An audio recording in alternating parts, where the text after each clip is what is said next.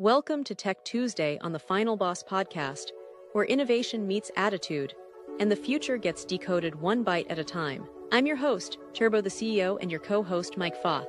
And today we're diving deep into the tech trenches to uncover the tools, trends, and truths shaping tomorrow. Whether you're a code slinger, gadget geek, or just tech curious, this is your weekly power-up. So grab your controller, plug in, and let's level up.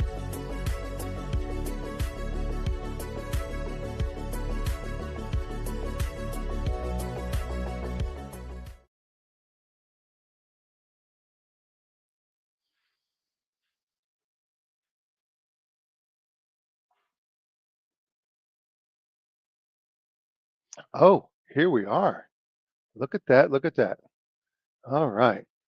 What's up, Final Boss family? So, little rules of the beginning of I'm doing solo tonight. So, uh, don't forget to do the like, share, follow. We're on all the different platforms. And tonight we're going to have a really good subject. And I'm going to go ahead and get the ball rolling here real quick. So, our subject tonight is the graduate dilemma. So why are employers skipping college grads for high school hires? So think about that. Why are the employers, this is like big trend right now, why are employers skipping college grads for high school hires? High school hires. So let's look at this real quick, Uh, we're going to touch a nerve because everything you're taught and everything you're told is all about um, what you're supposed to do as a young kid coming up. And what I'm talking about is something that's got parents second guessing. Students are sweating, and employers are very quietly rewriting the rules. So, why are companies starting to skip over college graduates and hiring high school kids instead? I mean, and this is not an exaggeration. This is a trend. This is happening, and this is real. Uh, it's happening right now as we speak. I mean, for decades. I mean, since anyone here that's listening, as long as you've been alive, you hear the formula: go to college, get your degree, land a job, live the dream. But lately, that formula is looking more like bad math. Like it's not adding up. So we've got young adults, they're drowning in student loans, they're fighting for entry level jobs that don't even pay their rent, while a new wave of high school hires is moving up faster than anyone ever expected. And this isn't just about economics. This is the thing that we forget. It's not just money. This is about culture and expectations. And the giant lie that education guarantees success. There is no guarantee in this world of success. Education surely does not guarantee that. You're told the whole time you're growing up that says, hey, you need to go to college. If you go to college, you earn more money. And so kids will do it. So let's dig in. We're going to pull this thing apart from the data to the psychology to what it means for the next generation of work. So we're going to look at the whole thing because this isn't your guidance counselor pep talk.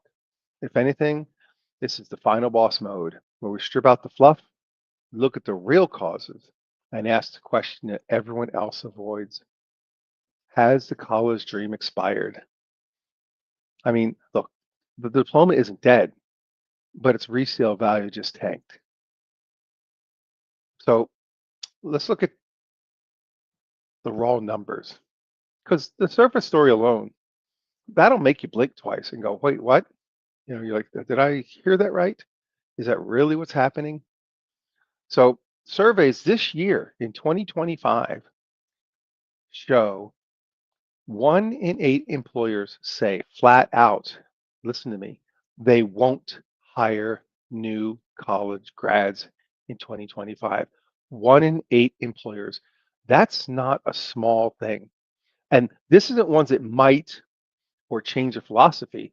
This is straight up, they will not hire new college grads. 8 and 10, say those hires don't work out as expected. So this is what's causing the 1 in 8 employers to say they won't hire them, because 8 in 10 who hire college graduates in 2025 say that those hires didn't work out as expected. It's not a small sample. That's a shift in trust. And that's a big deal. You've got graduates walking out of commencement ceremonies. They're told they're going to start at 90 to 100K. The reality is it's closer to 68K if they're even hired. So 90 to 100K of debt for college, not uncommon. Not uncommon. It happens all the time. Look, you've got kids going to college that take 5 years to get a 4 year degree. That's just to get a 4 year degree.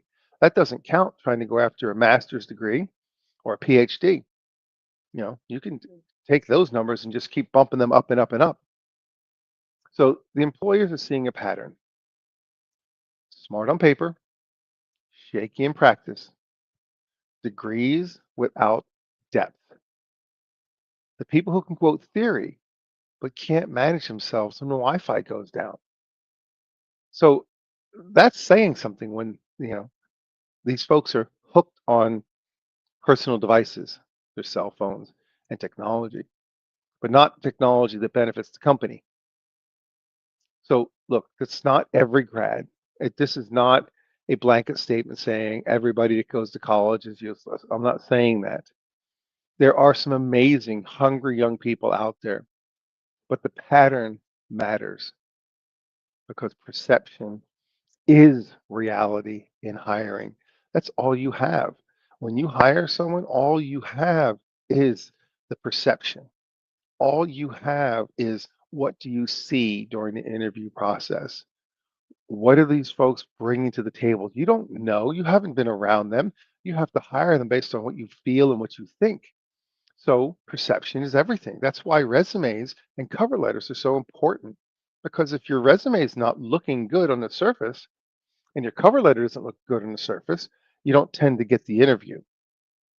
And some folks train really well and interview really well. But in hiring people, perception is reality.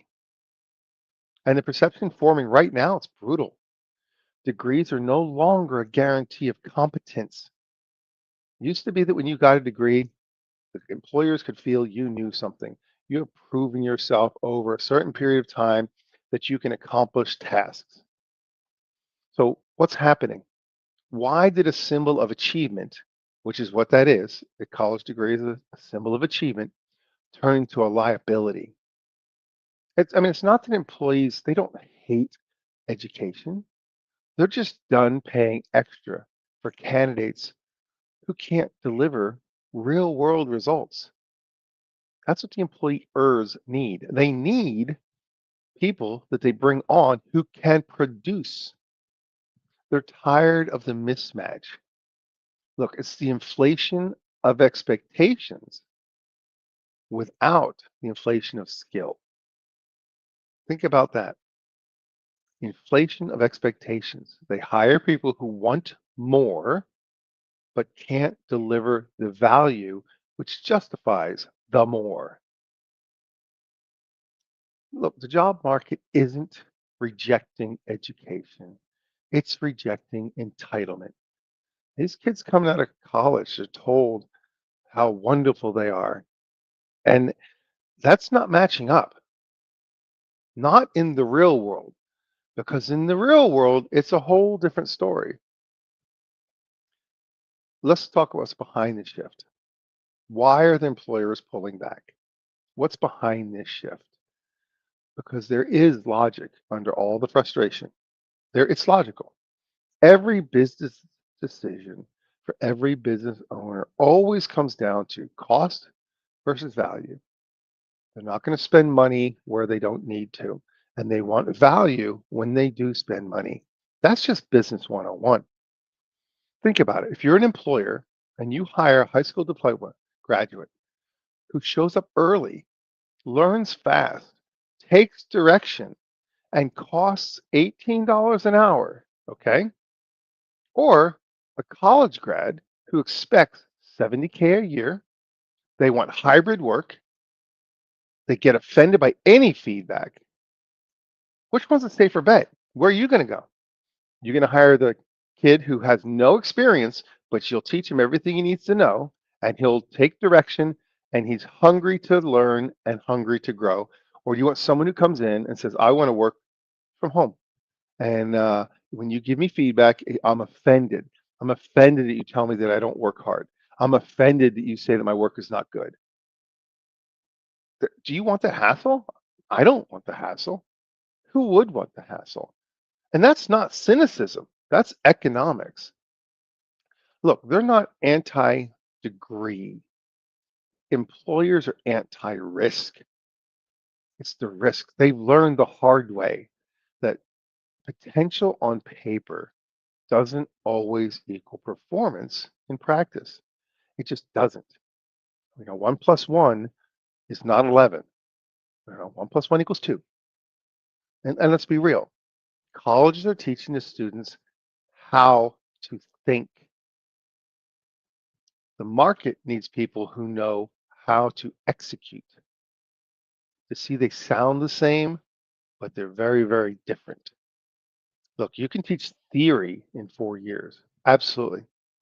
But until someone's been under pressure, until they've had deadlines and they've had the pressure of actual work environment, until they've had to solve a problem that actually does affect the bottom line instead of just their grade, they're not battle tested.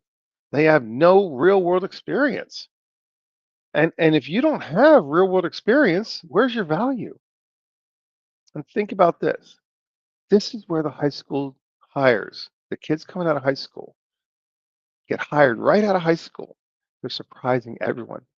They're not polished, they're moldable. They show up, they listen. They haven't been told for 4 years that they're above entry level. Think about that. Kids go to college, they're told you're worth $100,000 a year right out of college. You're going to make more money than anybody else. They're told that. But yet, no one in college is telling them how to provide the value to earn that money. They just teach them theory, teach them about pronouns, who to identify as, how to think, how to hate the man, and then they want to go to work for a company who is the man. Kind of funny. Look, there's another layer to this also that is just one more piece of that puzzle that gets overlooked. Companies are tightening budgets. Look, there's a lot going on in the world right now. And the budgets are getting tight, meaning the companies just don't have the money to waste. They'd rather train someone from scratch. Think about this. Train them. They come in with zero experience. They know nothing. Companies would rather train someone from scratch than pay a premium for the degree that doesn't add value. They still have to teach the college graduate everything from scratch. It's not that you get a college graduate and they automatically are rise to the top, ready to work. No, these college graduates coming out of school nowadays have to be taught the same things a high school graduate has to be taught. And it's just crazy. It's absolutely nuts because it's happening very quietly, but the tide is real. The tide is coming in and it's not slowing down. If anything, it's picking up. And the reason why is because companies are building their own talent pipelines again. Look, if you hire a young person out of high school and they're hungry and they want to work for you, they're going to stick around for a while. You hire a college graduate, what's the first thing they're going to do? They're going to want a job hop to another job. The minute they get hired on with you, they're looking for a job somewhere else because they're taught bigger, more, I deserve more, I need to go get more, and they're looking for a job while they're working for you. Where do you want to put your money? Into someone who's going to be with you for 6 months to a year and then gone, or someone you can at least get 5 to 10 years out of? I kind of want the 5 to 10 year mark.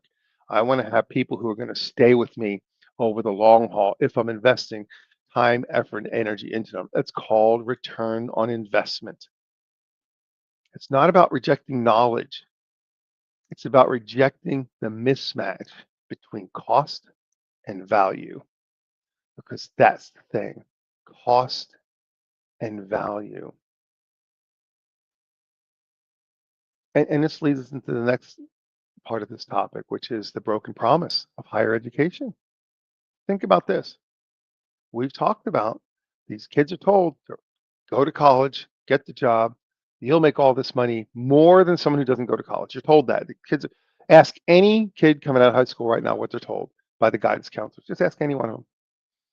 Now let's talk about the emotional betrayal behind this. Think about it. I'm not saying these kids are bad that go to college, but they've been sold a bill of goods. And the emotional betrayal behind this, the broken promise of higher education.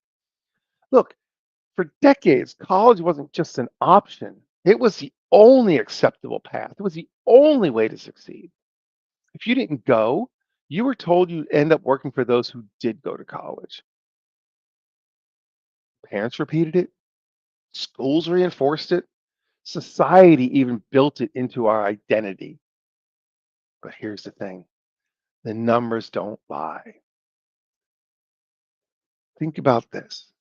Since the year 2000, which is 25 years ago, college tuition has risen nearly 180%. But starting wages have barely budged. So the average graduate leaves with a minimum of $37,000 of student debt. And half of them are not even working in the field related to their major 2 years later. I know people who have gone to college, gotten a 5-year degree, and never even got a job in what they got the degree in. And the job they got, which is the only job they could find, could have been gotten with no diploma. It didn't need a degree. The degree wasn't even necessary to get that job. And they spent 5 years to get a 4-year degree that they didn't even work in that field with $80,000 of debt, and ended up taking a job, was not in the field that they were trained for, that they could have gotten with a high school diploma. Where's the value in that? Where's it at? You see, it's not adding up. So what's happened is we've turned education into a subscription model for debt. Universities, they're marketing machines. They're selling dreams. They're not selling outcomes. And it's not about knowledge anymore.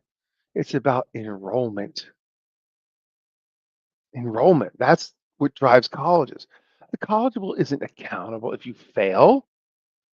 You can go to college, have all this debt, never get your degree, fail out, and the college doesn't care.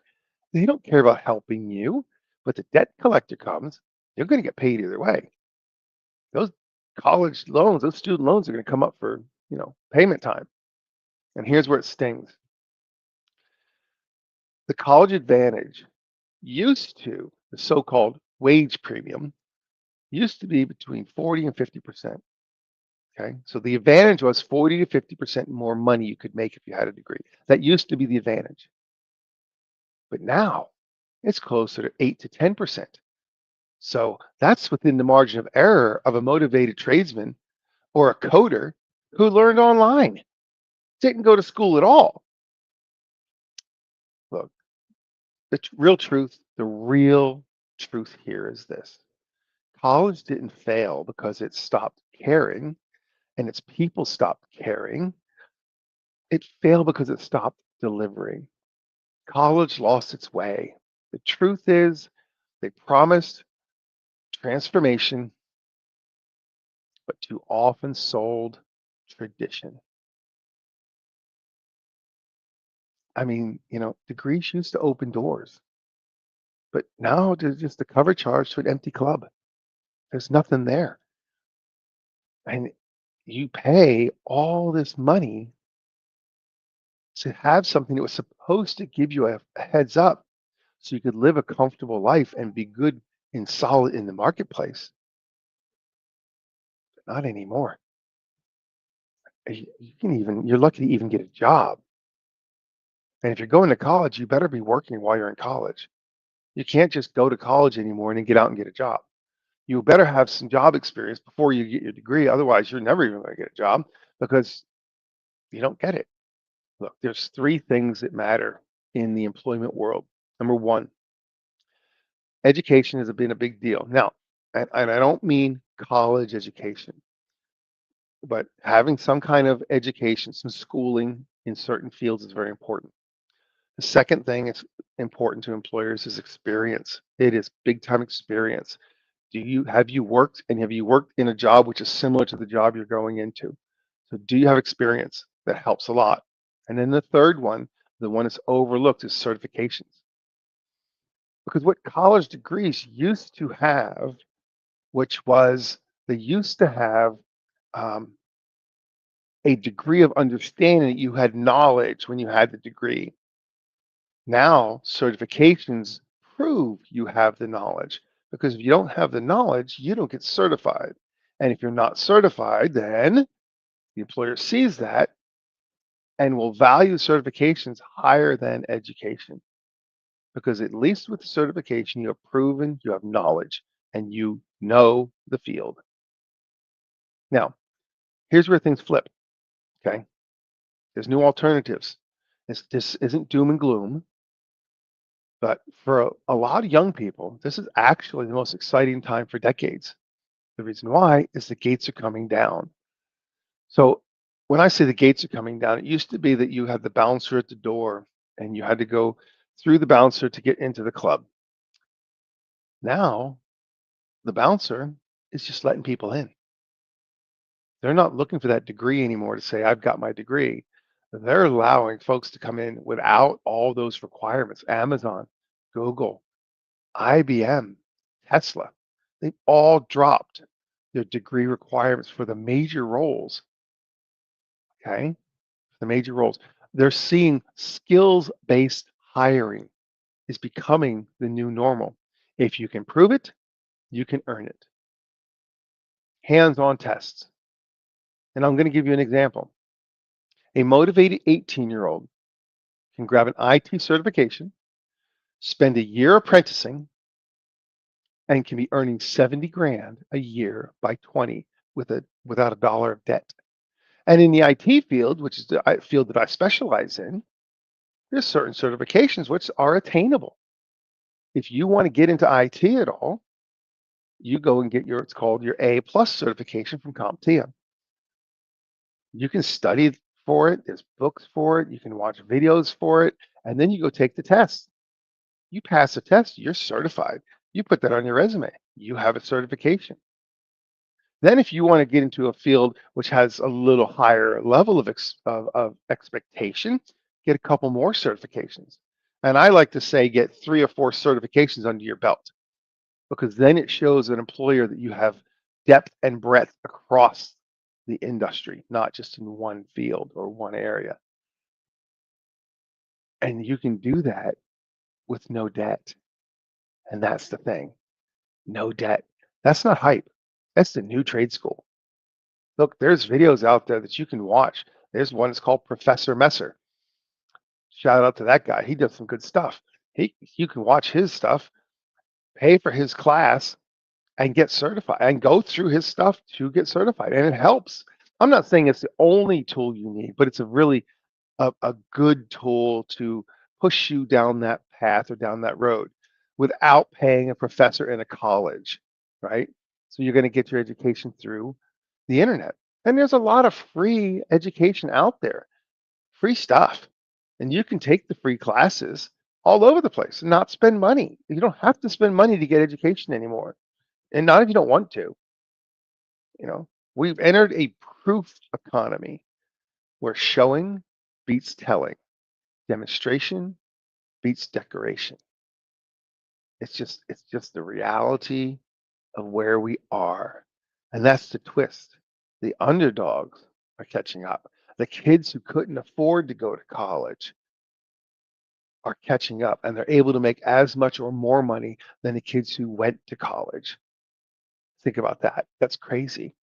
You know, the same kid who was told you'll never make anything without college is now outpacing his peers. not because he's smarter, but because he's adaptable. And what's the most important thing to be in today's world? Adaptable. The future belongs to the self-taught, the upskilled, the ones who don't wait for permission to learn. They go and learn on their own. And if you want to learn on your own, oh my God, the number of tools that are available, it's it's crazy. And if you want to be lazy and you want to get a roadmap, just use the language models. Use chat and go on to chat and tell it, hey, I don't have a college degree, but I want to get some expertise in this field. What are the high points I need to hit? And how do I do it as cheaply as possible? And that's just so simple. You ask one simple, one sentence question, and you're going to get a roadmap of how to move yourself forward in today's world so that you can have the skills that are needed. In the new economy, proof beats paper. Think about that. Proof beats paper. Okay. I mean, it's unbelievable that you have so much happening so rapidly, but yet who really pays attention to what's really happening? They follow the same pattern. The world's changing around them, but they follow the same pattern. I'll give you a story. I was working for a company and I was their IT and I had a project. And it was a small city that we were building their entire network infrastructure. And that was my project. And I had a young guy come in who had a 2-year degree in computers. So he didn't get a 4-year degree, but he had a 2-year degree in technology and computers. And he did not have any of the other stuff. He didn't have the big 4-year degree. He didn't have experience in that area. He had a little tiny bit of experience, but not a lot. So the way our structure was in that company is that if an engineer had a project, they would take a new hire and they would shadow the engineer. So I took this young guy and he shadowed me during the entire project. At the end of the project, he had done enough in learning that project that he was able to manage the project after we were done with it. And he came to me after we were done with the project and he goes, I learned more from you in 2 weeks than I did in 2 years of college. But that's where the learning is. It's with your hands in the mud and the muck. You can sit in a classroom and be told all these wonderful things about how computers work and how networks work. But until you touch them and actually work it, then you just don't know.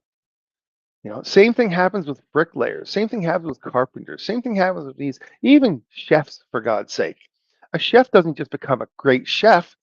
They work under another chef who teaches them the ropes, teaches them the shortcuts, teaches them all that institutional memory on how to function properly in that environment so that the experience the customer gets is the uniform experience of the company.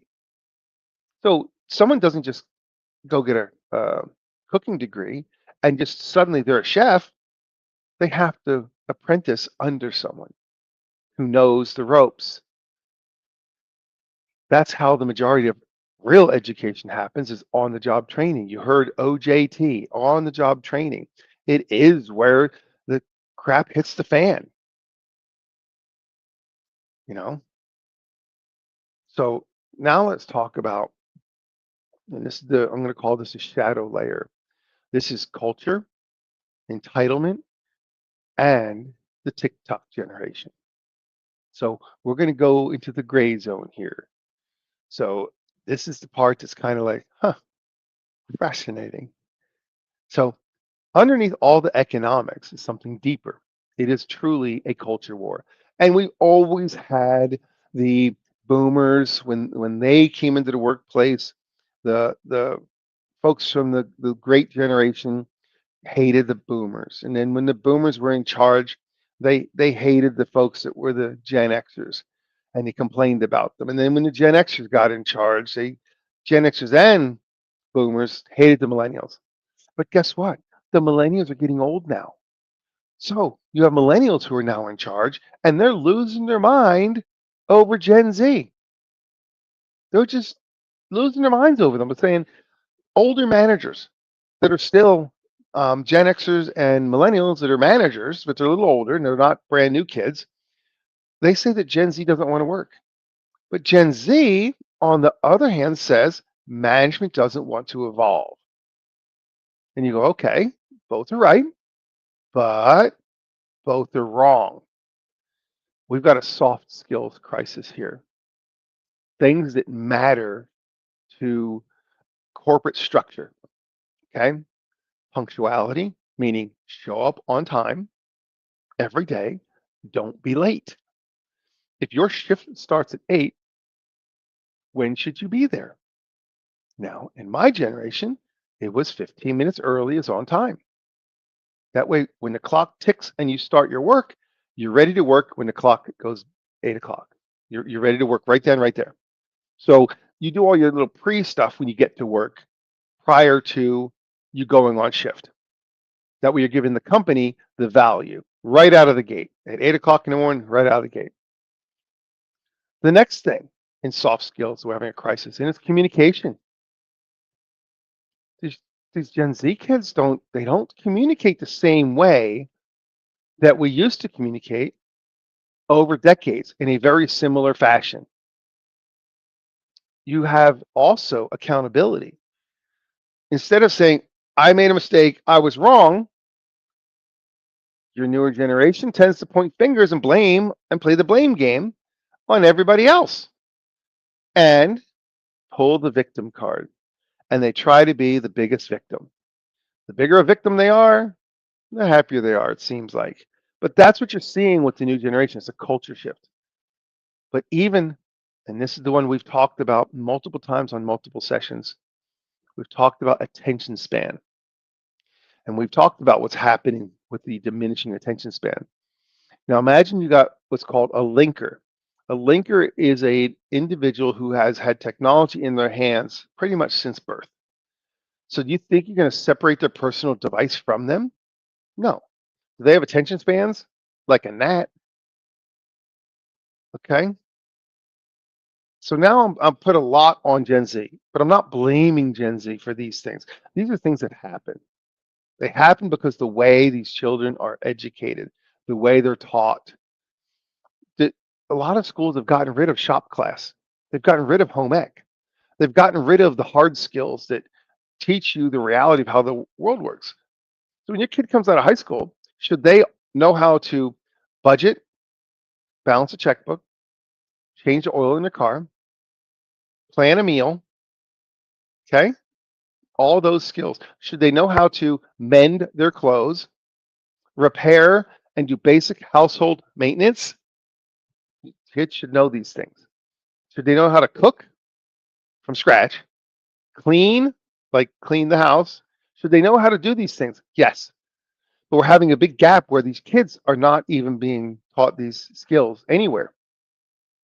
Now, I did put a lot of onus on the Gen Z, but at the same time, we also have corporate amnesia. The companies forgot how to mentor. They forgot how to take someone who knows nothing and teach them everything. They've forgotten how to do that. And that was mentorship. And it was a big deal. That's how companies develop their teams. They would mentor their teams, they'd bring them up. You have an experienced worker who knows the ropes, they bring up the unexperienced people so they can then learn the ropes. X number of years down the road, the new people know the ropes. That's mentorship. And here's why or how companies did that. This is what caused that to happen. Give me a sec.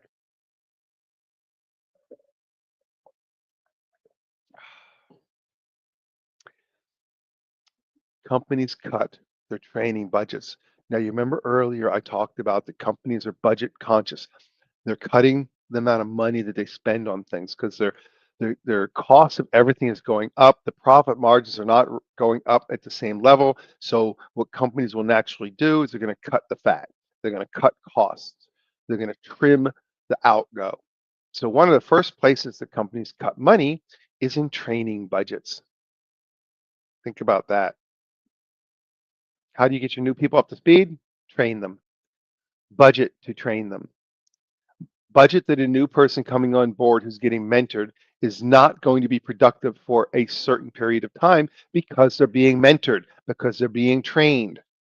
But if you cut the training budget, then you're cutting that ability for those people to become a productive part of the organization. Look, certain companies have trainings that their people go to get them certified in certain skills that are needed for that company. But if you cut the training budget, then you have people that are in the workplace that aren't even trained up or certified. Another thing that companies are cutting is outsourced onboarding. They call it efficiency. When they start cutting these things, they say, we're more efficient because we don't do that.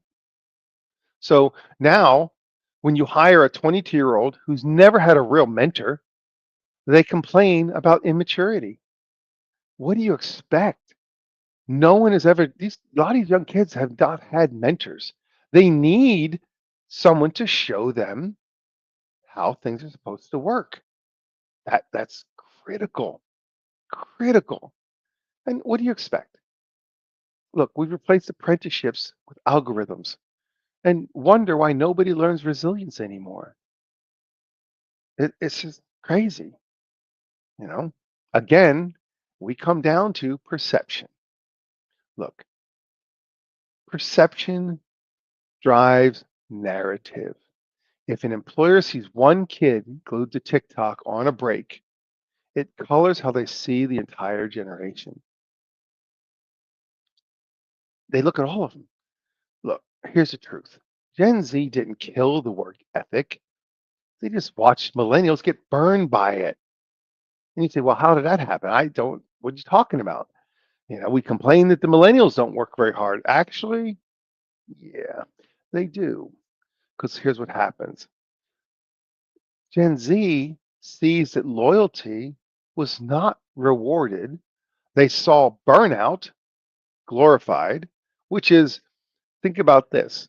In today's world, how many people work their job of 40 hours a week, but they answer emails and text messages after they're done work? They don't just stop work and leave. Their phone goes off with company emails that they have to respond to. It's just, it happens because people aren't just off the clock and they're done. The work extends beyond the normal work time. And that does create burnout because if you don't separate yourself from your job, that's all you are is your job, and you get burned out. It happens. But these Gen Z kids, they go, I think I'm going to find another way. I'm not going to do that. I'm not going to play that game. So when we say that employers are choosing high school graduates, sometimes it's not about skill. It's about the vibe because they're looking for teachability, not entitlement. Teachability. If companies invested in mentorship again, if they trained instead of blamed, they discover gold hiding in the noise. You just would. Look, it's easier to blame kids than to admit corporate training pipelines collapse. And it's easy to find this. You can do your research. You can look it up and look up what's happened to the corporate culture in this country over the past 10 years. And it's hard to find, replacement workers. We're going to talk about that in the next section about what's happened with skilled workers over the past 10, 15 years and where that's headed. So before we get there, let's talk about the future of work and what this means long term. Okay. This is where the rubber meets the road. A value of a degree isn't going to zero. but it's definitely being repriced, right? It's going to go on sale. Okay. We're moving towards a skills verified world where credentials are digital, portable, and real time. Now, imagine blockchain secured resumes, AI validated portfolios, and micro certifications that update monthly. I mean, this is not science fiction. This is happening now. It's already rolling out in IT, in design, even in healthcare. If you think you can finish education at 22, it's obsolete. That idea, done. No, I'm 62 years old, and I'm going to tell you something. I still get new certifications on a regular basis. On a regular basis, I usually achieve 1 to 3 certs per year at my age, and I'm at the peak of my career. I'm at the peak of my industry, and yet I'm still updating certifications, replacing certifications, and getting new ones. Those are the 3 things I focus on a regular basis, and I don't need them. But if I want to maintain that I'm relevant, I need them because it is, again, not just the education, but certification. Learning has become a lifetime loop, constant upgrades, or you fall behind. If you get a CompTIA certification, they have ones that are called CE, continuing education. So you used to get a certification, it was good for your life, but then you stop learning. So what happens now with CompTIA is that when you get a certification, it expires in 3 years. You have to either get continuing education and prove that you've been learning or retake the test to get recertified. It's a constant upgrade or update, or you do fall behind. Because when you go through and take the new test, it primarily adds to the new test what the changes are from the old test. So, what's new technology? You have to get certified on the new technology. So, look, in 10 years, I'm going to probably say in 5 years, employers are not going to ask, where did you graduate? They don't care. They'll say, show me what you can do right now.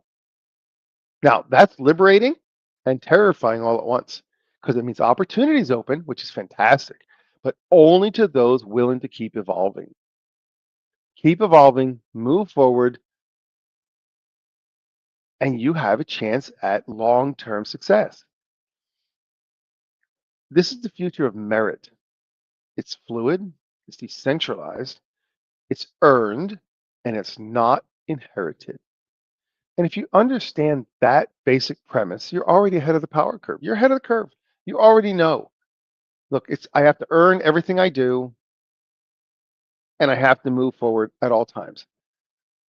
The degree is dying. The skill tree is the future. So when you're a tree and you have branches, you constantly grow new branches. Get new skills. Constantly get new skills. Don't sit back saying, I have my college degree. I don't need anything else. I'm good to go. Nope. I'll give you a nice little analogy. If you're a fish in the river and the water is flowing from top to bottom, and this is the bank, right here is the bank. Okay. So right now, this is current status quo. Where's the water going? That way. As a fish, what do you have to do? You have to swim just to stay here. If you stop swimming, what happens? So you want to get ahead. You can't just swim. You really got to swim. So you have to swim faster than the current to get ahead. But you can't stop swimming. That's why I say when people ask me, do you take a vacation? I'm like, what's a vacation? I don't understand that thought process because I never stop swimming. I just don't. I don't stop swimming. So now let's talk about something that's really kind of fascinating as far as mm, how do I want to call it? What's really happening in the demographics of the workplace. This is the profile of the average blue collar worker. The median age of construction skilled trade workers, and listen to this is 2022, was 42.4 years old. Some data show the average age of craft workers, which is the skills, was 42.9 years old at 2020. It's projected to exceed 46 years old by 2030. And you go, that's not that really much. But listen to this. 40% of the 12 million skilled trade workforce are over age 45. Nearly half of those are over 55. And these are numbers you can just go look up. You don't believe me, just go look the numbers up. It tells you the truth. The workforce is heavily male dominated of skilled trades. Only about 28% of the skilled technical workforce, age 25 plus, are women. But that's just the reality of it. I mean, sorry, I'm not a misogynist, but I'm just telling you hard numbers and hard data. So many trades actually are looking for these young high school kids because they begin via high school plus vocational training and apprenticeship rather than a 4-year degree.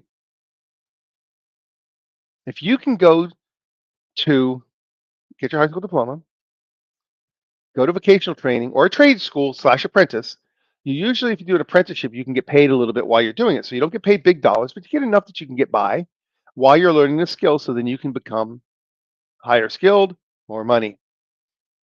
Vocational training is a lot less expensive than college. Skilled trade jobs often require certifications, on-the-job training, and apprenticeship rather than a bachelor's of arts or bachelor of science. That's a 4-year degree. And there's a low uptake on vocational trade pipelines in many school systems. So, for example, some data shows only 5% of high school students enroll in either career and technical education related to skilled trades. About 5%. So you have 95% of your high school students are not going towards the trades. So that means that system, which really needs to replenish the skilled trades, because we're in a real big deficit right now, we're going to get ready to cover that. They're not even adapting. They're still pushing the kids to go to college. And it's just crazy because right now, there's significant shortages. Right now, there's about 500,000 workers with skilled trades experience according to 2025. There's 500,000, okay?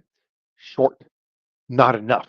We're 500,000 that we lack, we don't have. 70% of employers in skilled trades report difficulty in finding qualified skilled trade workers. 70%. This is not a small number. This is something that can't be overlooked. It can't be because it's too big. This is a big splash in the pond. They can't find qualified skilled trade workers? Whoa. Now, let's add to that little mix that many trade workers are between 45 and 55 years old. What's coming after that age? They're not too far from retirement. It's said right now that about half of all skilled tradesmen will retire within the next decade, next 10 years. Okay. And here's one estimate that'll really kind of freak you out a little bit. For every 5 baby boomers, that's people my age, the end of the baby boomers, that are leaving the skilled trades, only 2 younger workers are entering. So we have 5 leave, 2 coming in. That's a little bit of a deficit. See, the average trend age is rising. The workforce is increasingly concentrated in the older folks. So the median age in the trades is always going to be older than the general labor force. So the skilled trades, that's where the age is going to be. Entry into trades is weak. Less exposure to the trades in high school. They don't talk about the trades in high school. They only talk about college. and the low interest among the youth. Look, 58% of respondents said high school students lack exposure to the plethora of opportunities in trades. They're not even told. And here's the other piece you have to understand. If you're a young person who has technology in front of your face 24/7, working in the trades is not instantly gratifying. It's long, it's hard, it's going to take a lot of effort over a long period of time. And if you don't have instant gratification, if you don't have instant gratification, what happens? They lose interest. And these young kids, you're looking for kids, believe it or not, that are rural kids and kids coming off farms is what the skilled trades are looking for. Look, many young people perceive trade jobs as less desirable compared to white collar paths. It's changing. There's a report that found that 93% of Gen Z grads believe trades could be a better route than college. They're actually beginning to, the kids themselves, not the schools, but the kids themselves are actually beginning to say, I'm a little smarter than the rest of these guys. I think the trades is my way to go. They're starting to understand this. The skills required in the trades are evolving. There's a lot more digital tools, automation, et cetera. And the replacement workers are going to need modern training. But the schools haven't caught up to that modern training. They just haven't. They're still archaic. You need kids that are learning 20 years ahead of what the education system is teaching them right now. And it's not there. And this shortfall is we're just beginning to see it. One source estimates 2.1 million skilled trade jobs will be unfulfilled by 2030. And you say that's forever away. Well, we're almost at 2026. It's only 4 years away. 2.1 million skilled jobs that aren't going to be filled. And given the retirement wave and peak replacement rate of 5 leaving and 2 entering, this gap gets really big really fast. And you can't just have equal numbers with the new technology. You have to have higher competency. So jobs like solar panel installers show a projected growth of 27% from 2021 to 2031. But you have to understand that's not just slinging concrete. Okay? A little more skill set required. Many young people are just not opting into the trades instead of college. They're not. But more need to. They need to, and the shift is beginning to go that way. Some programs are building better exposure, earlier exposure, high school CTEs, apprenticeships, and industry partnerships. Look, there's kids that can be going through apprenticeships before they even graduate high school. It helps fill the void. And if the replacement rate does not accelerate, not just catch up, but accelerate, certain projects like infrastructure projects, manufacturing, construction costs, and timing will be impacted. So delays, higher wages, risks. Many existing skilled workers can carry institutional knowledge, and the know-how is hard to transfer. And the void isn't just numerical, but also about experience and mentorship. And if something is not done soon, these folks are going to retire out, and that institutional memory, that knowledge is just going to be gone. And it's so hard to replace it. So hard.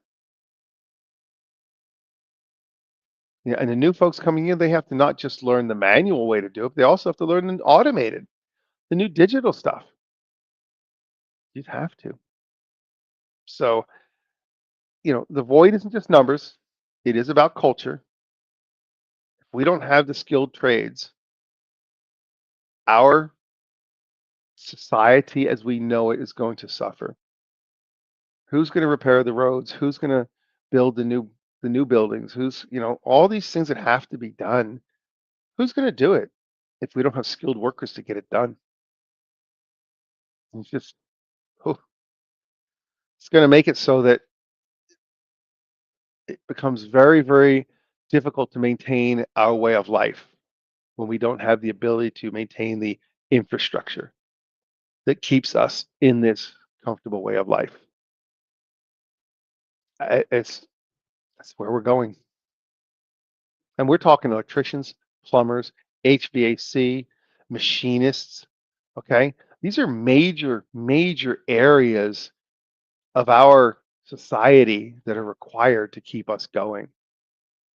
You know, the age, the education, and the projected gaps are just something that are just not going to be able to be ignored for very much longer. You're just not going to be able to ignore it for much longer. So I think it's going to be real important to look at that. And if you've got young kids, um, really start to have education that you talk about education, talk about the future. By the time your kids are 14 years old, 15 years old, you should already be picking a career path. Don't just let them wait and go to college to figure it out because then they got all that debt. So if they're at 15, 16 years old, this is the time to start learning stuff. Look, a kid at 16 years old can go get certified. Coming out of high school, and they can already have some certifications under the belt already. That's a great way to get picked up with an apprenticeship. See, there's ways to do this stuff. It's not impossible, and it's worth its weight in gold. It just is.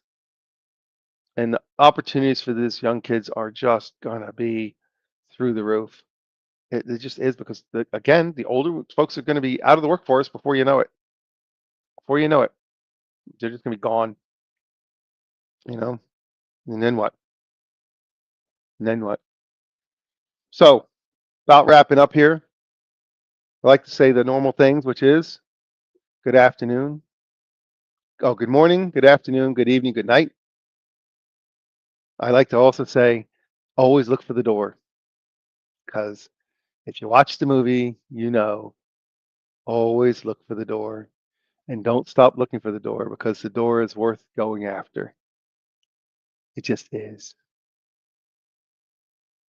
So I like to just wrap up with that because I think that's a great thing.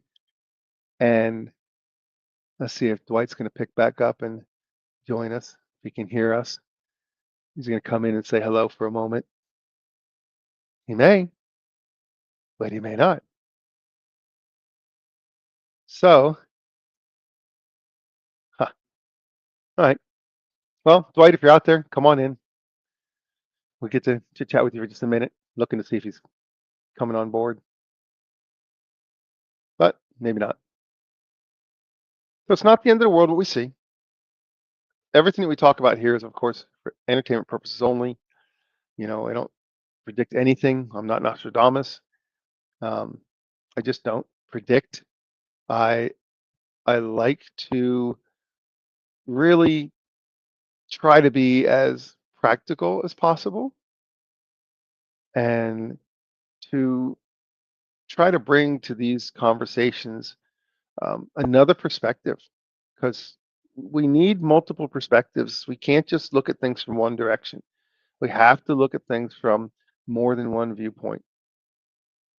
So one of the things that we had talked about that I said I was going to bring to you was the theory of the two people at the table. And so the theory of two people at the table for communication and dialogue is this. If two people sit at a table facing each other, looking at a window, so the person is looking to the left, and when they look out the window, which is behind the person in front of them, they see out of that window and they see a beautiful sunset. And then the person looking at them looks over their shoulder and sees a tornado. So when the both people want to talk about the weather, they both are going to have a different story. And when they have the different story about the weather, they both are right. They both believe they are correct. But if you can't look at the other person's perspective, or at least try to look at the other person's perspective and see that, understand that they might see something you don't see, then it's really hard to have a dialogue and a communication when you won't even acknowledge that they have a different perspective than you, and it might not be wrong. Because just because you see sunshine doesn't mean it's not a storm behind your back. And that's the thing. That's just the way it goes, you know. You don't see everything. You don't know everything. And when you don't see everything, you don't know everything, you are not all that and a bag of tricks. You just aren't. So I don't know. It is just what it is, you know. Let's see if I can get Dwight to pop up. He's been not feeling so hot today, and we're gonna send him lots of prayers. No, don't see him. So I'm going to don't know what to do here. So I'm going to go ahead and just probably just pop out of here and hope that everyone has a good evening. Be safe, be careful, grow every day. Don't sit still, and be a good fish in the stream and swim, swim, swim. So y'all have a good evening, and thank you for your time. Always give us feedback. You can always hit us up on Instagram. You can hit us up via email. Go to the website, thefinalbosspodcast.com. You can look at previous episodes there, and merch is going to be coming there a little bit, but we're still working on it. So, again, have a wonderful evening, and it's been an honor and a pleasure to hopefully give you some information that you may not have had in the past. And hopefully that'll brighten your future. If nothing else, open your eyes. So, again, good morning, good afternoon, good evening, good night.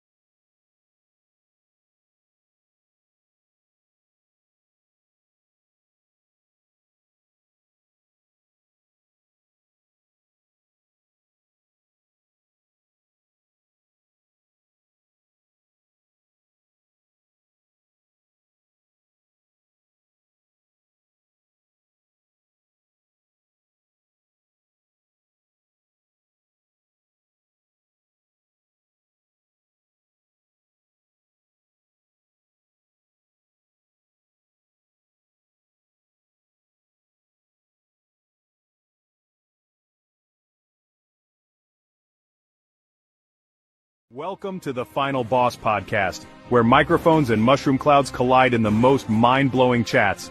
We're talking explosive topics, fiery debates, and the hottest guests. Imagine a creative space background, spacey vibes, and out-of-this-world conversations. It's like chilling with your best buddies, but with way cooler sound effects. Every episode, we take on the universe's biggest questions. You know, the stuff that keeps you up at night. And we do it with a bang. Want to know what happens when you mix gaming, movies, and pop culture? Boom! You get the Final Boss Podcast. So plug in those earbuds and get ready for a wild ride. Whether you're commuting, chilling, or just need a break, we've got your back. Hit that follow button and join us on this cosmic journey. Trust me, you don't want to miss these explosive chats. Catch the Final Boss Podcast now, where every episode is a blast. Stay tuned and stay awesome. Final Boss Podcast, bringing the boom to